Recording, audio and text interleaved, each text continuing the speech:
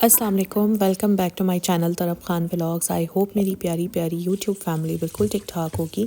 अल्लाह का शुक्र है मैं भी बिल्कुल ठीक हूँ। यहाँ पर मैंने अफ्तारी की तैयारियाँ शुरू कर दी हैं, तो आज के पूरे व्लॉग में आप इसी तरह से मेरी छोटी मोटी जो भी अफ्तारी की तैयारियाँ हैं, क्योंकि इतने डिटेल में मैं नहीं दिखा सकती, इतना टाइम नहीं होता। एक तो काम करने की जल्दी होती है, फिर डिशेज़ ज़्यादा होती हैं, तो इतना मुझे टाइम नहीं मिलता कि मैं कैमरा पकड़ के हर चीज़ को शूट करूँ। बस जितना पॉसिबल हो पाता है ना, वही मैं आपके साथ शेयर करती हूँ।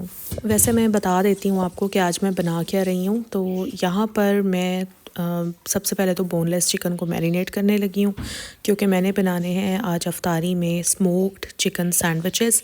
साथ में मैंने बनाना है वाइट सॉस पास्ता, पकौड़े बनाऊँगी और साथ में बनेगी फ्रूट चाट।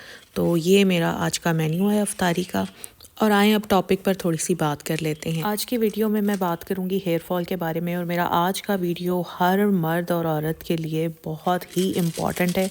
पूरे व्लॉग को बहुत गौर से सुनना है, और इस व्लॉग में मैं आपको एक ऐसा वजीफ़ा भी बताऊंगी मेरा ख़ुद का ट्राई किया हुआ है। आप लोग भी ट्राई करें। आप जानते हैं कि मैं हाइपोथायराइड पेशेंट हूँ, मुझे हेयर फॉल बहुत ज़्यादा होता है, तो ये मैंने ख़ुद ट्राई किया हुआ है।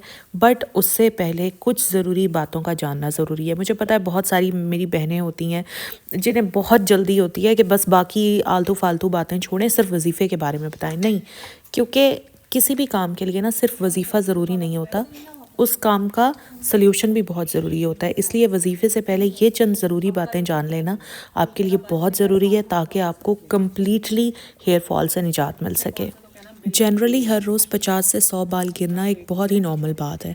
न्यू हेयर स्ट्रैंड्स को निकालने के लिए ये एक नेचुरल प्रोसेस है, मगर जब न्यू हेयर स्ट्रैंड्स की तादाद लॉस्ट हेयर स्ट्रैंड्स की तादाद से कम हो जाए, तो इस कंडीशन को हम हेयर फॉल कहते हैं। सिंपल वे में अगर बताऊं तो डेली अगर आपका 100 से ज़्यादा बाल गिरता है तो आपको हेयर फॉल की प्रॉब्लम है। बहुत ज़्यादा ज़रूरी है कि आप में से जिसको भी हेयर फॉल होता है, कम से कम उसको अपने हेयर फॉल के कॉजेज़ ज़रूर पता होने चाहिए। अब मैं आपको हेयर फॉल की कॉजेज़ वन बाय वन बताती जाऊंगी। आपने खुद नोटिस करना है कि आपको किस रीज़न की वजह से हेयर फॉल हो रहा है। हेयर फॉल की मेजर रीज़न्स में से एक जो सबसे बड़ी रीज़न है ना, वो है स्ट्रेस और डिप्रेशन।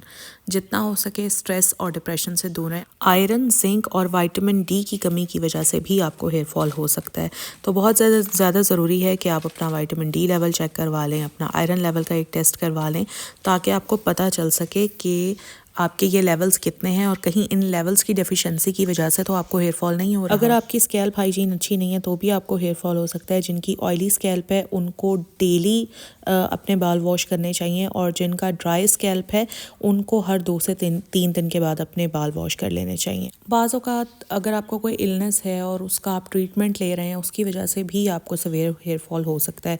जैसे हाइपरटेंसिव ड्रग्स जो होती हैं, यानी कि हाई बीपी के लिए जो हम दवाइयाँ यूज़ करते हैं, उनकी वजह से भी बहुत बैड हेयर फॉल होता है। अगर आपको पता है कि आपको कोई डिजीज़ है और आप उसका ट्रीटमेंट ले रहे हैं, उसकी मेडिकेशन ले रहे हैं, जैसे एक छोटी सी मिसाल है कि अगर आप हाइपरटेंसिव हैं और आप हाइपरटेंशन की मेडिकेशन ले रहे हैं, और आपको पता है कि इस मेडिकेशन की वजह से ही आपको ये सवेयर हेयर फॉल हो रहा है, तो इसका सिंपल सा हल ये, देखें, हम मेडिकेशन को तो रोक नहीं ना सकते, क्योंकि उससे तो फिर हमारी जान पर बन जाएगी। तो बेहतर यह है कि आप अपने फिजिशियन के पास जाएं, उनको अपनी ये सूरत हाल बताएं, ताकि वो आपका जो बीपी की जो मेडिकेशंस हैं वो चेंज कर दें, आपको कोई ऐसा सॉल्ट दे दें जिससे आपका बीपी भी नॉर्मल रहे मगर आपका हेयर फॉल भी ना हो। बाज़ बच्चियां या लड़कियां होती हैं जैसे डेली स्कूल जा रही हैं, कॉलेज जा रही हैं, यूनिवर्सिटी जा रही हैं, तो उनको आदत होती है कोई ना कोई हेयर स्टाइल टफ़ किस्म का उन्होंने बना के जाना होता है, ताकि जाकर बड़ा इम्प्रेस कर सके ना अपनी फ्रेंड्स को कि हम बड़ा अच्छा हेयर स्टाइल बना कर आए हुए हैं। ठीक है, अच्छी बात है, आप ज़रूर इम्प्रेस करें, लेकिन इससे आपके बाल बहुत ज़्यादा टेंशन में चले जाते हैं। और ख़ास तौर पर जिनको बाल खींच कर इस तरह से हेयर स्टाइल्स बनाने की आदत होती है, या बैक कोम करके और बहुत ही टाइट किस्म की पोनी टेल्स बनाने की आदत होती है, उससे बाल बहुत ज़्यादा टेंशन में जाते हैं, और हेयर फॉल का ये एक मेजर रीज़न है। औरतों में हार्मोन्स का इम्बैलेंस हो जाना बहुत ही कॉमन बात है। हार्मोनल इश्यूज़ औरतों में चलते ही रहते हैं, और सबसे ज़्यादा हेयर फॉल औरतों में होता ही हार्मोनल इश्यूज़ की वजह से है। अगर आपको कोई हार्मोनल इशू है, जैसे PCOS या थायराइड का प्रॉब्लम है, हाइपो या हाइपर, या इसके अलावा कोई और आपको हार्मोनल इशू है, तो लाजमी अपने एंडोक्राइनोलॉजिस्ट के साथ या अपने फिजिशियन के साथ या जिस भी डॉक्टर को आप चेक करवा रहे हैं उनके साथ आप अपना हेयर फॉल का प्रॉब्लम ज़रूर डिस्कस करें, ताकि वो आपको उसी हिसाब से फिर मेडिसिन दे सकें। बाल डाई करवाने से, स्ट्रेटनिंग प्रोसीजर्स करवाने से भी बहुत ज़्यादा हेयर फॉल होता है। आप डाई भी ज़रूर कराएं, स्ट्रेटनिंग प्रोसीजर्स भी ज़रूर कराएं, लेकिन फिर डाई करवाने के बाद और प्रोसीजर्स करवाने के बाद उनके प्रोटोकॉल ज़रूर फॉलो करें। और डाई ज़्यादा ना करवाएं, साल में 2 बार करवा लें, इससे ज़्यादा ना करवाएं। और स्ट्रेटनिंग प्रोसीजर्स साल में सिर्फ 1 बार करवाएं ताकि आपको हेयर फॉल ना हो सके। इंसोम्निया की वजह से भी बहुत ज़्यादा हेयर फॉल होता है। इंसोम्निया एक्चुअली एक स्लीपिंग डिसऑर्डर है जिसमें एक बंदे को नींद ही नहीं आती है। इंसोम्निया का जो मरीज़ है, एक तो उसको नींद नहीं आती, दूसरा अगर कुछ देर के लिए अगर उसको ज़बरदस्ती वो सोने की कोशिश करता भी है तो जब वो उठता है तो वो एग्जॉस्टेड, टायर्ड और इरिटेटेड ही होता है। तो ऐसे लोगों को भी हेयर फॉल का प्रॉब्लम बहुत ज़्यादा होता है। डैंड्रफ की वजह से भी बहुत ज़्यादा हेयर फॉल होता है और हेरिडिटरी भी कुछ लोगों को हेयर फॉल बहुत ज़्यादा होता है। हेरिडिटरी कहते हैं यानी अगर हेयर फॉल हमारे जीन्स में है ना तो हमें हेयर फॉल होगा ही होगा, चाहे हम लाख उसको क्योर करने की कोशिश कर लें। हेयर फॉल से बचने के लिए कुछ टिप्स आपको दे रही हूँ, वो ज़रूर फॉलो करें। स्कैल्प में मसाज कर लिया करें। अच्छा, कुछ लोग सोचते हैं कि मसाज हमने सिर्फ ऑयल का ही करना है। नहीं, आप अपने सर में वैसे ही अपनी उंगलियों से बहुत ही जेंटल सर्कुलेटिंग मोशन में अपने सर में मसाज कर लिया करें। असल में ये जो जेंटल मसाज होता है ना, ये आपकी स्कैल्प के टिश्यूज़ के लिए बहुत अच्छा है। ये आपकी जो स्कैल्प है इसकी ब्लड सर्कुलेशन को बढ़ाता है।